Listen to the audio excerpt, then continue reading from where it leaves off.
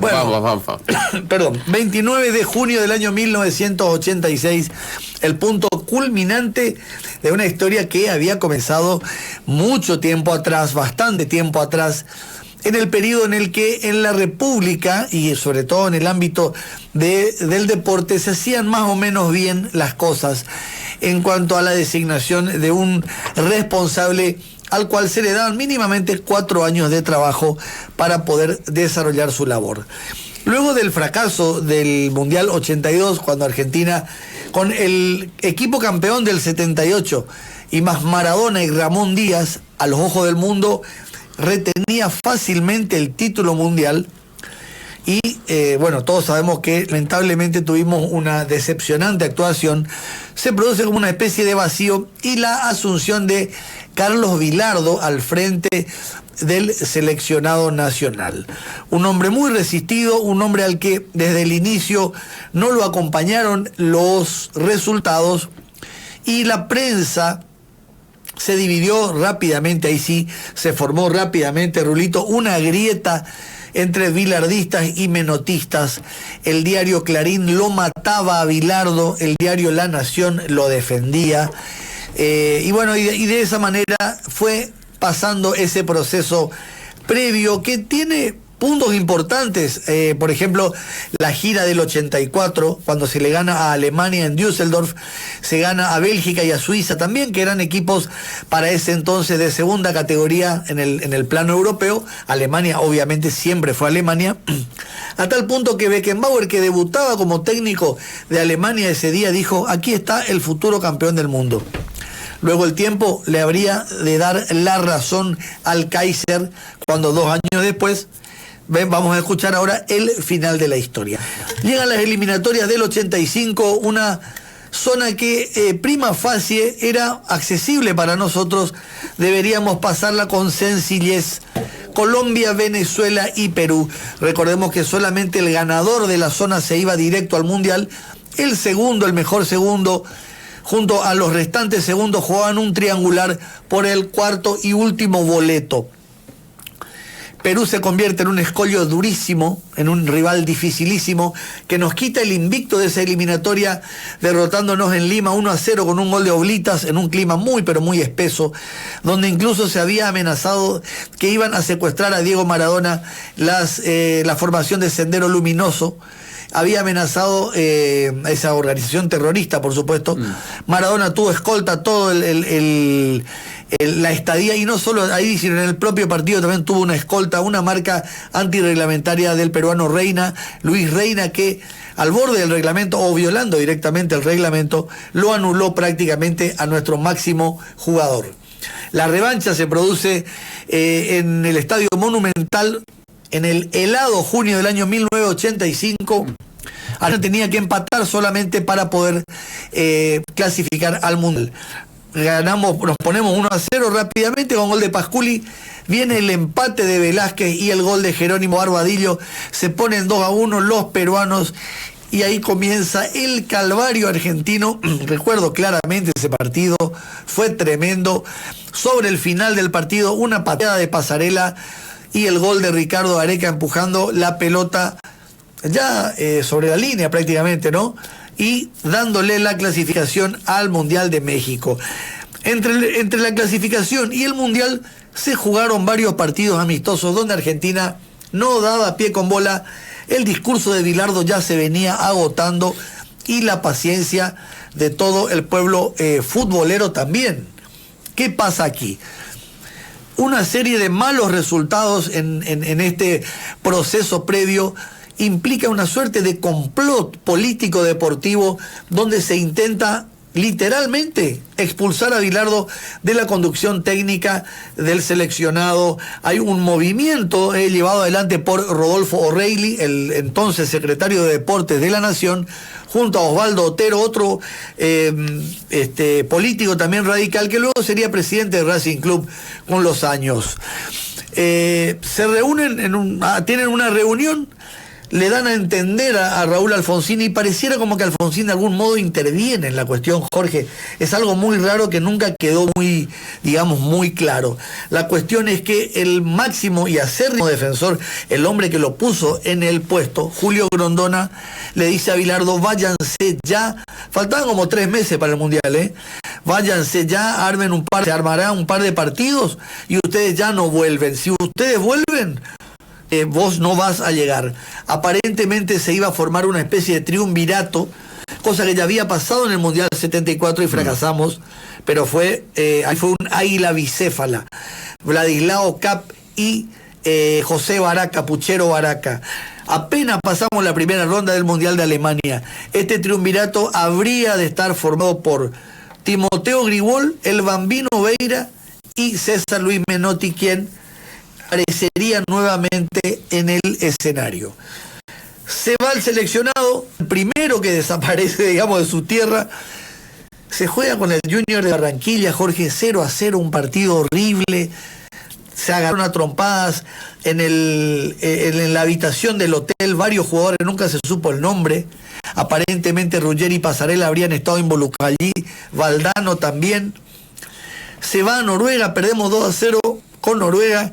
Y ya Bilardo ya estaba al borde, digamos, del colapso.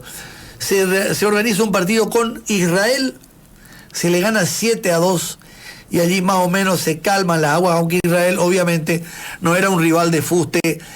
Llegan al Distrito Federal de México, es el primer equipo que llega. Le estaban esperando los periodistas. Bilardo en ese momento pronuncia la legendaria frase, somos los primeros que llegamos, seremos los últimos en irnos. Luego el destino, el tiempo le daría la razón cuando un mes después justamente esto sucedería. El debut contra Corea del Sur en un clima de tensión total y absoluta. Argentina el 2 de junio del 86 derrota 3-1 con un gol muy tempranero, muy rápido de Jorge Valdano, un golazo, un derechazo cruzado al segundo palo. Ahí justamente lo estamos viendo, el gol de Ruggeri y el tercer gol de Valdano que da una tranquilidad al equipo, porque ganar siempre el primero de los 7 partidos es fundamental. Nos había tocado una zona, no digo brava, pero estaba el campeón del mundo. Estaba Italia, que venía a defender el título, la vieja Italia, ¿no? De Enzo Bearzot, que se había consagrado 4 años antes en el Bernabéu en Madrid. Estaba Bulgaria y Corea del Sur. Bulgaria, como siempre, un misterio. No se sabía qué iba a pasar con Bulgaria. En definitiva, no pasó nada. El partido con Italia se empata 1-1 con esa gloriosa jugada de Maradona cuando ante el cierre de Gaetano Scirea, el gran defensor de la Juventus y capitán italiano, logra meter el pie izquierdo cuando la pelota estaba subiendo, una cuestión rarísima, hasta desafiante de las leyes físicas. El empate 1-1 y el triunfo por 2-0, cómodo, sencillo, el partido más relajado de Argentina, cerrando la fase clasificatoria contra Bulgaria, nos permite pasar en condición de primeros a los octavos de final. Ahí claramente ya es suerte o verdad. Uruguay pasa raspando, pasa como uno de los mejores terceros en un equipazo que tenía Uruguay, pero no había dado con el rendimiento del profesor Omar Borrás, que era el técnico uruguayo.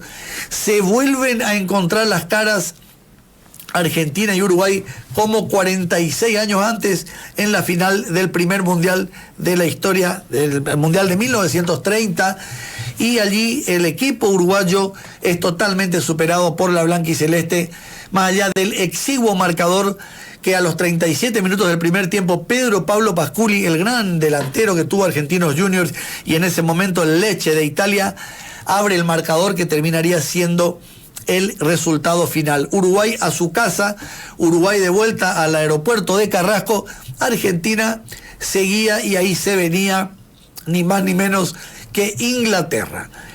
El partido como me gustó esa frase de Macron cuando dijo: el partido más geopolítico de la historia del fútbol.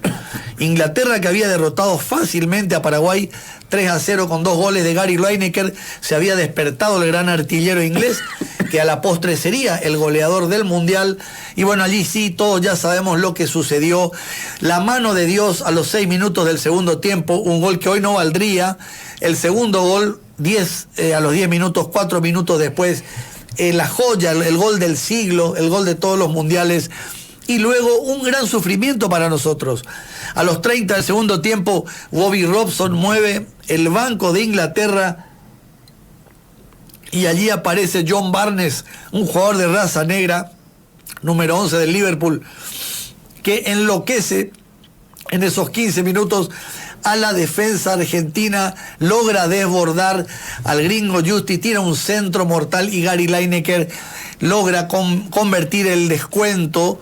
Y 5 minutos después, idéntica jugada, desborde de Barnes, centro mortal superado ya Pumpido, la nuca del Vasco Lárticoechea salva del empate ante la zambullida de Lineker, desesperado por lograr el empate Inglaterra. El partido termina con la anuencia de Ali Benacer, el árbitro tunecino, que nos dio realmente una mano. Allí sí, ya Argentina mucho más relajada, entre los 4 mejores del mundo, y por el otro lado se venía Alemania, que venía a los tumbos, Había derrotado a Marruecos 1-0 sobre la hora, con un tiro libre de 40 metros de Mateus, que picó como 3 veces antes de meterse.